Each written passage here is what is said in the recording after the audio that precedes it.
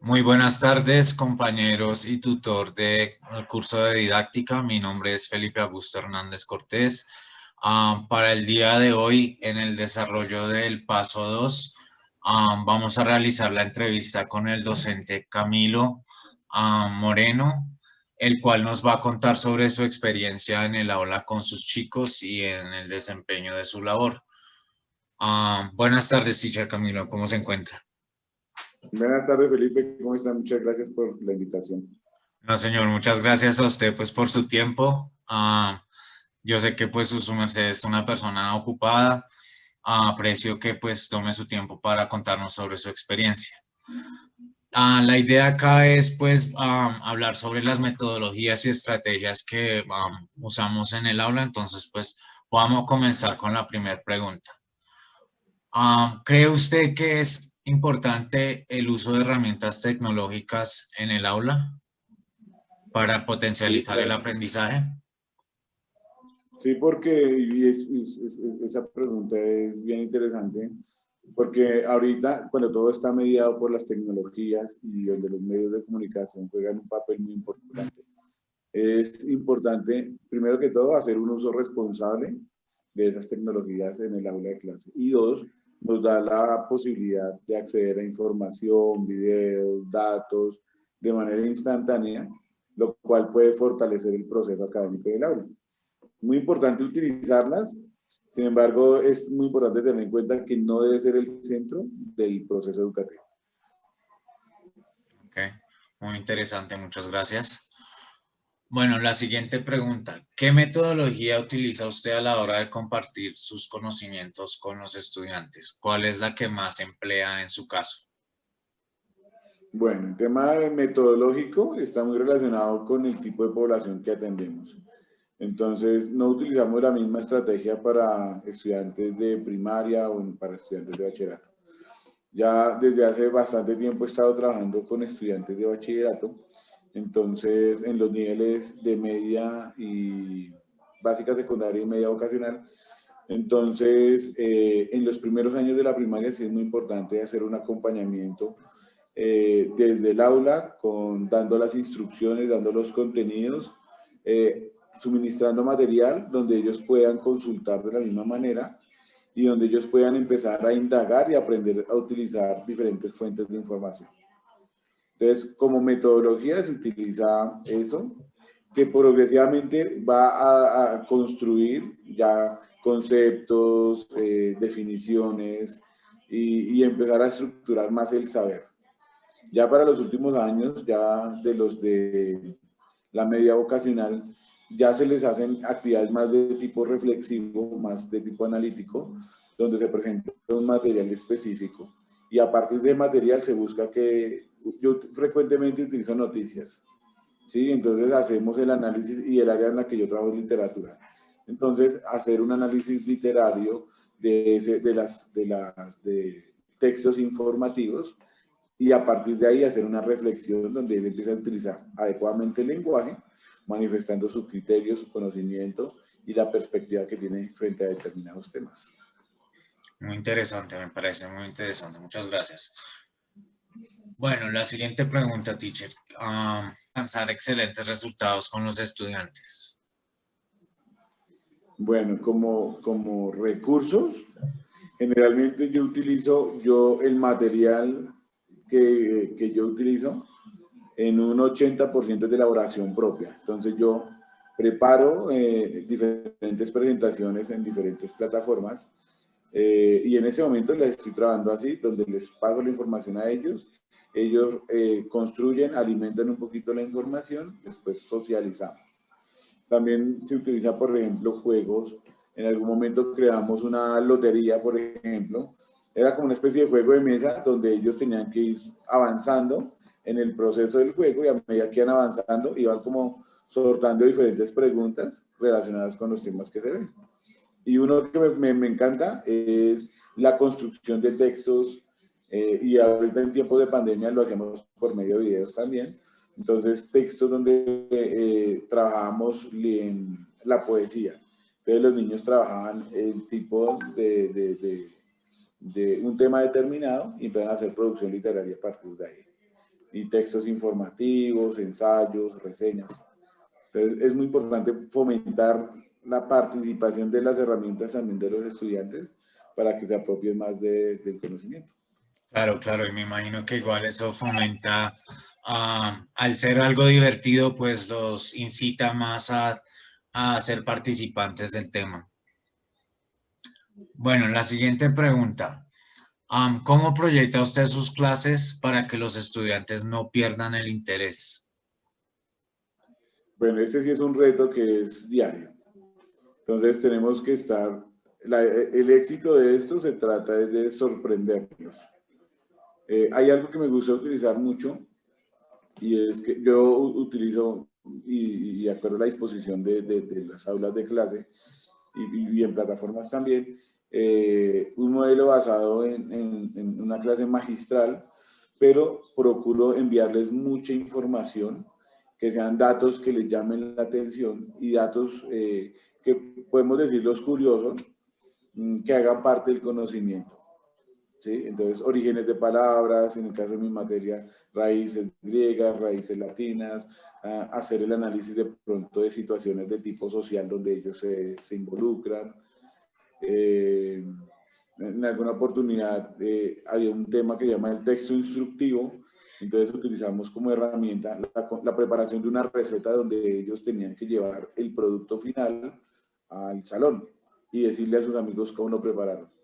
Entonces, empezar a alimentar toda la información que uno tiene para tenerlos enganchados, si no, pues se empieza a girar en torno a la monotonía y pues eso en un proceso educativo es terrible. Entonces, procuro Claro, claro. innovar, sobre todo con datos puntuales que en algún momento les puede servir para una conversación o algo así por el estilo.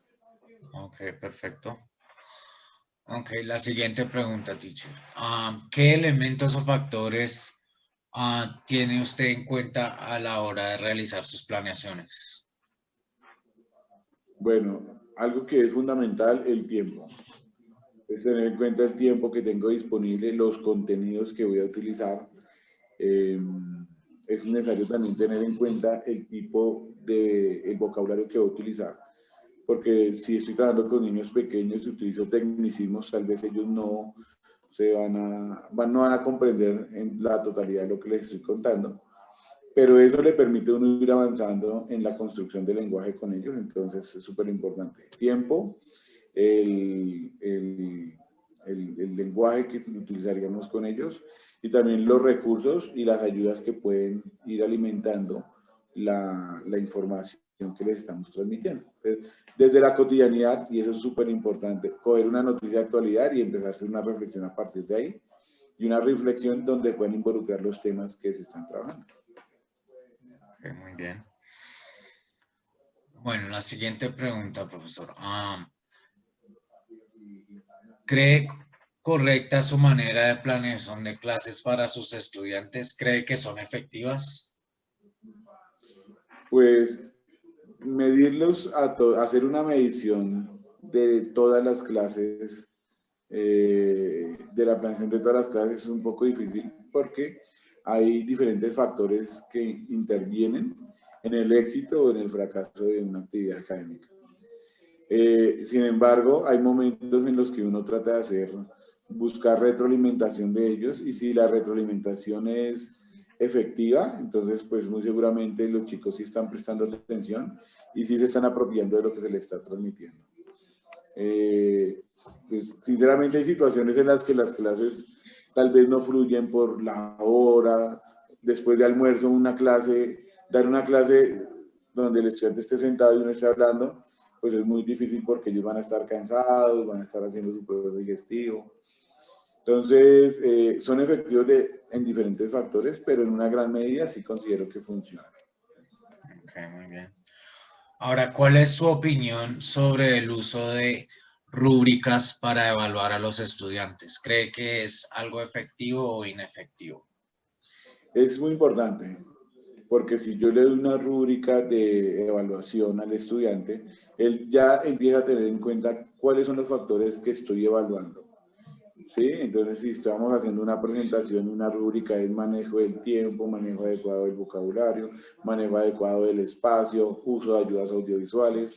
Entonces, él va a empezar a estructurar la presentación o el trabajo que vaya a hacer. Entonces, es muy importante tener la rúbrica para que ellos sigan un paso a paso, para que yo como docente pueda tener los criterios donde le pueda decir, ¿hizo lo que queríamos o no lo logró? Entonces es muy importante una rúbrica de evaluación. Ok, perfecto. En su opinión o en su caso, ¿cuánto tiempo le dedica a la planeación de sus clases? ¿Considera que este tiempo es el adecuado o que a veces es muy corto o a veces es muy largo? Pues frente a esa pregunta hay un tema y es que el ejercicio docente no se limita al tiempo que uno está en el aula, sino que por cada hora de clase uno tiene que hacer una preparación de cada uno de los temas y de cada uno de los elementos que va a presentar. ¿Y qué es lo que pasa con el tiempo? Usted va manejando de tal manera el tema que ya no hace una planeación como la solía hacer y en algún momento de mi ejercicio docente uno tenía que hacer eso se llamaba un plan de estudios o un parcelador, donde uno tenía que decir qué día iba a haber, qué tema, qué actividad, y pues eso demanda mucho trabajo adicional. Entonces, hoy actualmente no le dedico el tiempo que le dedicaba años atrás, pero también eso está relacionado con el dominio y la experiencia que uno va teniendo en el manejo de la actividad y de la información que se está trabajando. Ok, perfecto. Bueno, profesor, ¿qué estrategias aplica usted para estudiantes que presentan problemas de atención en el aula? ¿O cómo lo maneja? Bueno, en un modelo de educación inclusiva es necesario tener en cuenta esas variables, tener en cuenta que estudiantes tienen alguna situación especial frente a la atención y pues mantener una atención sostenida es efectivo, se puede lograr en la medida que yo le presente algo novedoso y que genere interés al estudiante. Entonces, en las primeras sesiones y cuando estamos conociendo a los integrantes de la clase y a los estudiantes que pueden tener problemas con atención, entonces trato de identificar qué es lo que le genera interés a ellos y a partir de ahí y por medio de esa puerta que él me permita abrir, empiezo a introducir toda la información. Sin embargo, no toda la información la van a percibir de la misma manera. Entonces trato de diseñar actividades donde ellos puedan realizar la mayor cantidad de tareas frente a lo que al tema que se está trabajando. Ok, muy bien. Dentro del aula, ¿qué estrategias pone en práctica para no excluir a estos estudiantes con discapacidades cognitivas? Bueno, en los procesos de participación académica es importante que, y cuando estamos en un proceso de formación y que estamos construyendo conocimiento, no hay respuestas equivocadas. Entonces, pues, ¿cómo se fomenta la participación? Pues cuando el estudiante hace la intervención, darle valor a lo que está diciendo. Y digo que no hay respuestas equivocadas, pues porque estamos aprendiendo.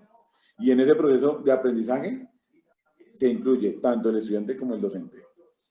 Entonces, cuando estamos hablando y cuando estamos interactuando, cualquier intervención y rescatar lo valioso que puede presentar cada estudiante en su intervención. También hay que modular muy bien la formulación de las preguntas que se le hace a cada estudiante, porque todos los estudiantes no van a percibir y no van a entender de la misma manera.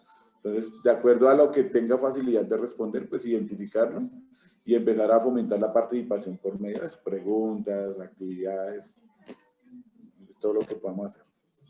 Ok, me parece una muy buena estrategia. Bueno, para continuar, en la situación actual de pandemia, ¿cómo cree que ha sido o cómo se incentiva el uso adecuado de los protocolos en el aula sin perder el enfoque académico con los estudiantes?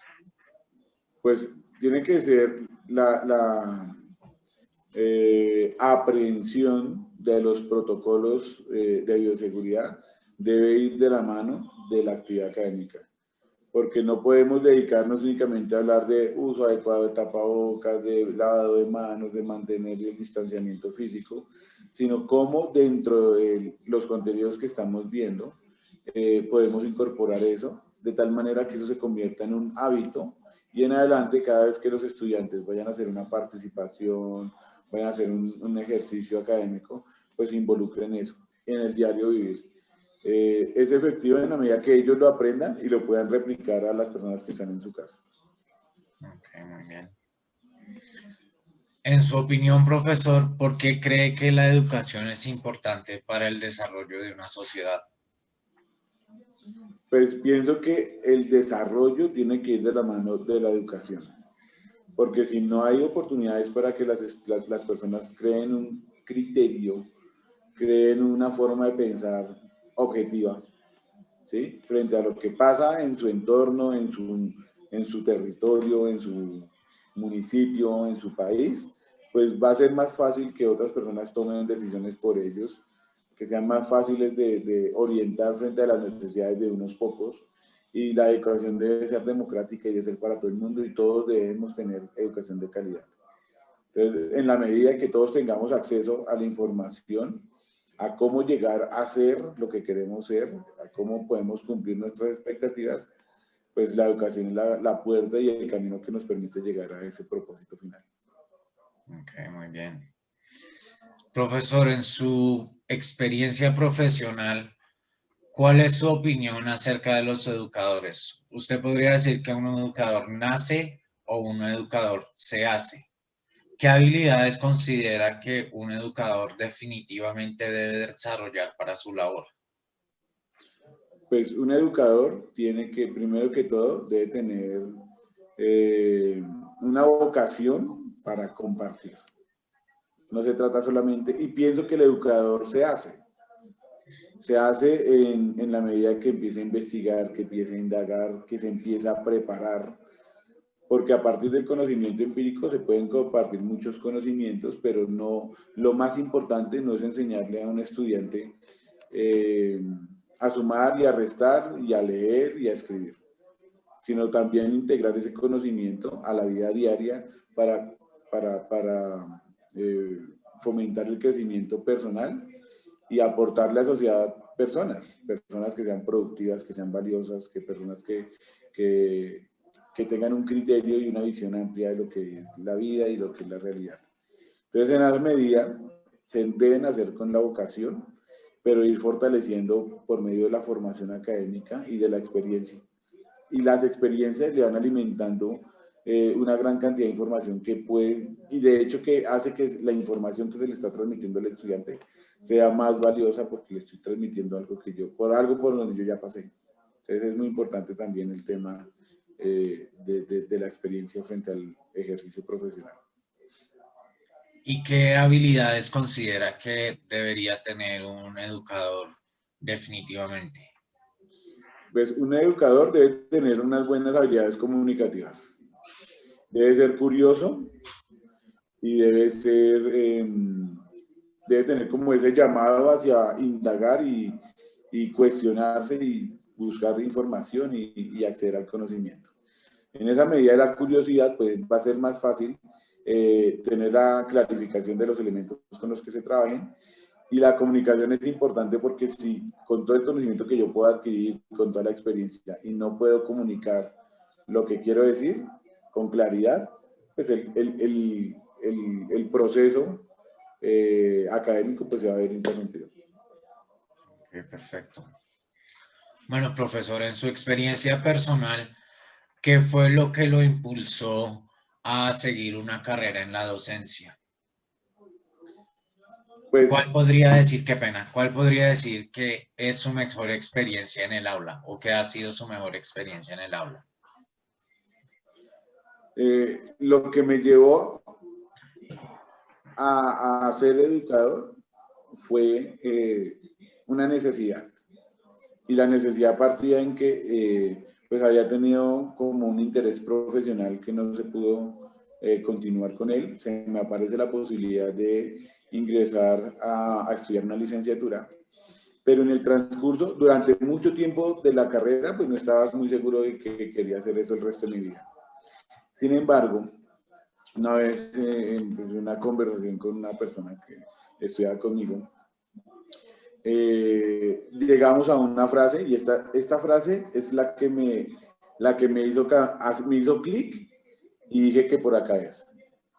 Entonces estábamos hablando sobre conflicto y sobre, bueno, en Colombia en el momento hay un conflicto armado muy fuerte, estamos hablando como el año 2002, y entonces en ese momento él me decía, en vez de utilizar un arma para matar al enemigo, debes empuñar una tiza para enseñarle a un amigo.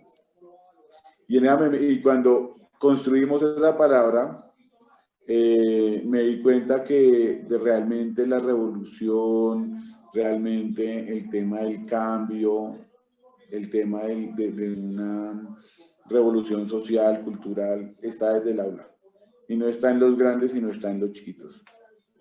Entonces, eso fue lo que me hizo hacer cambiar el chip y decir por acá es. Y lo más gratificante es cuando un estudiante le dice, qué chévere porque llegó la clase de español. O que se los encuentra uno en la calle y se nota la alegría de ese estudiante o de esa persona que estudió con uno mucho tiempo atrás y se acuerda y entonces uno dice, bueno, algo, es que me acuerdo que usted alguna vez me enseñó tal cosa. Entonces eso es lo que más lo llena a uno, más allá de cualquier remuneración económica, pero eso lo ve uno con el tiempo, eso se va construyendo con el tiempo y cuando empiezan a verse esos resultados uno dice, uy no, pues chévere porque estoy haciendo las cosas bien. Claro, muy chévere, muy chévere. Bueno, para finalizar la entrevista, desde su punto de vista profesional, Teacher Camilo, ¿qué cree usted que le falta a la educación en Colombia o que se podría mejorar en el aspecto educativo en Colombia? Pues la educación debe estar establecida y regulada por la equidad. Y cuando digo equidad es que las condiciones de educación deben ser de acuerdo a la necesidad de cada estudiante. No es lo mismo darle unas condiciones, yo no le puedo, digamos, solamente ofreciéndole lo mismo a todos, no voy a garantizar un éxito académico, porque cada uno tiene necesidades diferentes con respecto a su cultura, con respecto a sus saberes, a su tradición ancestral, con respecto al origen, ¿sí? A las dificultades propias que pueda tener con respecto al aprendizaje. Entonces, en la medida que digamos que todos no necesitan lo mismo y todos no se miden igual, sino que cada uno tiene una particularidad, entonces la equidad, pienso yo, que es la manera de llegar a ese éxito académico. Y le pongo un ejemplo de eso. Si usted mira los resultados de las pruebas saber, frente a lo que nosotros enseñamos, las comunidades indígenas están en los últimos puestos. El colegio indígena de la cultura indígena tal, ¿sí? Está en los últimos puestos. Todas las comunidades indígenas están de últimas. ¿Pero por qué? Porque los evaluamos de acuerdo a lo que les enseñamos, a lo que queremos que ellos aprendan. Pero si nos podemos aprender que ellos también producen conocimiento y para su quehacer también, entonces si adaptamos, por ejemplo, las pruebas a esas necesidades, adaptamos los contenidos curriculares al potencial que tienen los indígenas, los campesinos, los de la ciudad, los de cada una de las regiones, pues vamos a poder construir entre todos, vamos a poder llegar a construir ese concepto de educación a partir de todo lo que cada uno de los actores que le estaba mencionando pueden aportar. Ok, me parece excelente. Bueno, Teacher Camilo, esto es todo por hoy. Le quiero agradecer por su tiempo, por contarnos sobre sus experiencias. Es muy importante pues también conocer la experiencia de un docente pues desde su punto de vista, desde toda la experiencia que ha tenido. Entonces pues igualmente le vuelvo a agradecer por su tiempo y por su colaboración. No, con mucho gusto. Entonces, cualquier cosa y siempre que sea de educación, estaremos dispuestos a poder conversar del tema. Muchas gracias, Teacher Camilo. Ha sido un placer hablar con usted.